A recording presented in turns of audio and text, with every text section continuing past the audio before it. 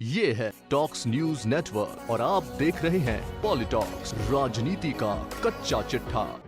नमस्कार दोस्तों, जैसा कि हम सब जानते हैं कि राजगढ़ थाना अधिकारी विष्णुदत्त बिश्नोई जी की संदिग्ध मौत से पहले उन्होंने अपने करीबी मित्र एडवोकेट गोवर्धन सिंह के साथ में व्हाट्सएप चैट की थी, जिससे ये खुलासा हो पाया कि वो किसी गंदी राजनीति का शिकार थे। आखिर क्या था पूरा मामला, इस पे हम बात करने के लिए आज हमारे साथ मौजूद हैं एडवोकेट गोवर्धन सिंह जी। गोवर्धन सिंह जी नमस्कार। फिर गोवर्धन जी बात बताइए कि जो चैट में हमने देखा कि एक कोई पुलिस थाना परिसर का निर्माण से संबंधित बात थी कि उसमें 40 लाख की लागत लगी और कोई विधायिका का कहना है कि 5 करोड़ का कलेक्शन हुआ, 1.5 करोड़ लगा और 3.5 करोड़ आपने खा ली।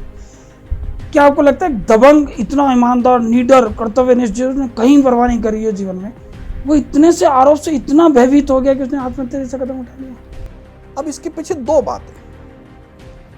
मैं राजगढ़ में जब लोगों से बात कर रहा था तब राजगढ़ के लोगों ने जो कहा उसकी 2-3 लाइनें बताता हूं आपको। पहली लाइन, हमने अपने जीवन काल में ऐसा पुलिसकर्मी देखा ही नहीं। अनगिनत लोगों ने राजगढ़ में यह बात कही। आपने अगर वीडियो देखे हो तो थाने के बाहर इस कोरोना में, महामारी में, लॉकडाउन में हजारों लोग खड़े थे मरने की परवाह किए बिना। दूसरी एक बात और सामने आई कि वहां इससे पहले जो पुलिसकर्मी रहे, ऐसा कहा जाता है कि वह पुलिसकर्मी, वहां लोग कह रहे थे 1-1.5 लाख रुपया महीने की मंथली विधायक का, ये जो विधायक जिनका आप बता रहे हैं उनको देते थे। यह चर्चा राजगढ़ में आप अपने स्तर पर पता कराइए, अपने साथियों को भेजकर पता कराइए तो आपको ये सामने आएगी। अब विष्णुदत्त से यह कल्पना करना कि वो 1 रुपया देगा, असंभव बात थी। ऐसी अवस्था में दो ही इलाज थे। पहला यह कि विष्णुदत्त को दबाओ, बदनाम करो और उसको, स्वाभिमानी व्यक्ति को अंदर से इतना तोड़ दो कि वो इतना टूट जाए कि उसके पास कुछ ऑप्शन नहीं बचे। और दूसरा ऑप्शन जो है वो ये है कि वहां के जो अपराधी हैं, जो नेताओं के कार्यकर्ता हैं, उनके माध्यम से उनका मर्डर करवा दो। राजगढ़ ऐसी जगह है जहां पर ऐसे कई मर्डर हुए जो 10,000 या 20,000 रुपए में मर्डर कर देते हैं। वहां पर अनगिनत मर्डर हुए हैं पिछले सालों में, अनगिनत। तो दोनों संभावनाएं जो है वो इतनी खतरनाक है कि पूछिए मत बात। अब प्रश्न आता है कि उस स्वाभिमानी व्यक्ति को कैसे तोड़ें।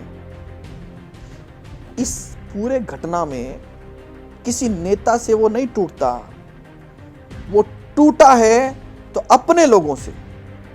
ऐसे कुछ एविडेंस मेरे पास है जिसमें उसने अपने उच्चाधिकारियों को, यानी चूरू एसपी को और आईजी का ने कहा कि साहब ये जो विधायिका कराना चाह रही है मैं नहीं करूंगा, ये गलत काम है।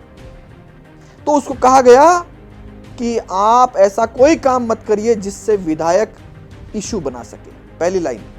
दूसरी लाइन, जब वो कुछ भी काम करते और विधायक शिकायत करती तो वहां के अफसरों ने यह कहा कि आप थाने से बाहर मत निकलिए। अब आप बताइए, ऐसे ईमानदार व्यक्ति को, ऐसे कर्तव्यनिष्ठ व्यक्ति को आप थाने में बिठा दीजिए एमएलए के कहने पर, क्या करेगा वो? फिर तीसरा जो आपने पूछा, उस पर यह आरोप लगा देना कि इसने 5 करोड़ का कलेक्शन किया है और उसमें 3.5 करोड़ खा गया थाने का काम कराने में। मैं मिला हूं उनसे जिन्होंने उस काम में सहयोग किया। उन्होंने कहा हम विष्णुदत्त से कभी मिले ही नहीं।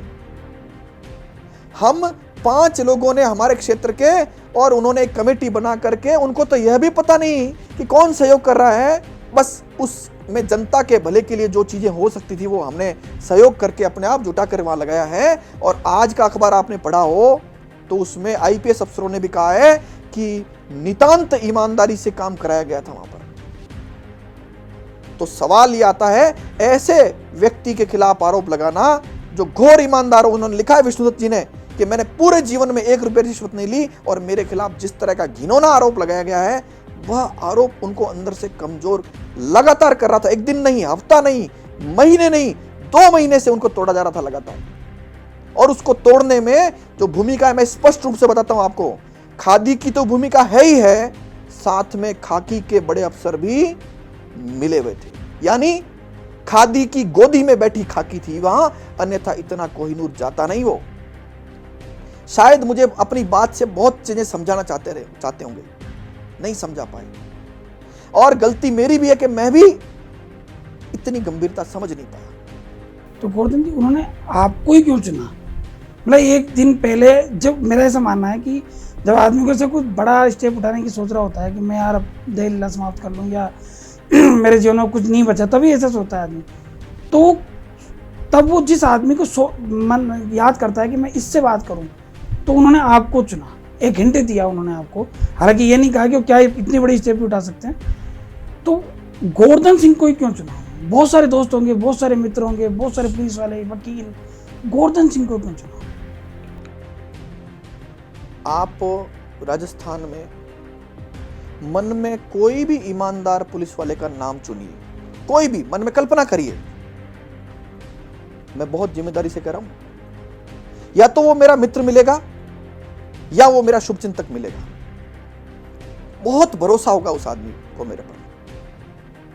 उस आदमी ने परिवार को, रिश्तेदारों को, पुलिस कर्मियों को और अन्य लोगों को नहीं कहा, मुझे समझाने की कोशिश की। बस गलती इतनी सी की कि वो पूरी बात नहीं बता पाए। तो मेरा ये जो बदकिस्मती है कि मैं समझ नहीं पाया। मेरा चयन उस आदमी ने बहुत भरोसे से किया होगा। इस दुनिया में एक आदमी का चयन करके उन्होंने समझाने की कोशिश की और मैं समझ नहीं पाया। एक दिन अगर मैं लेट नहीं होता या मैं तुरंत निर्णय कर लेता तो आज आपके और हमारे बीच में होते। तो ये थे हमारे साथ हाई कोर्ट के बड़े जुझारू और निर्भीक वकील गोवर्धन सिंह। आपने हमें समय दिया, इसके लिए आपका बहुत बहुत धन्यवाद। धन्यवाद। ये है टॉक्स न्यूज नेटवर्क और आप देख रहे हैं पॉलिटॉक्स, राजनीति का कच्चा चिट्ठा।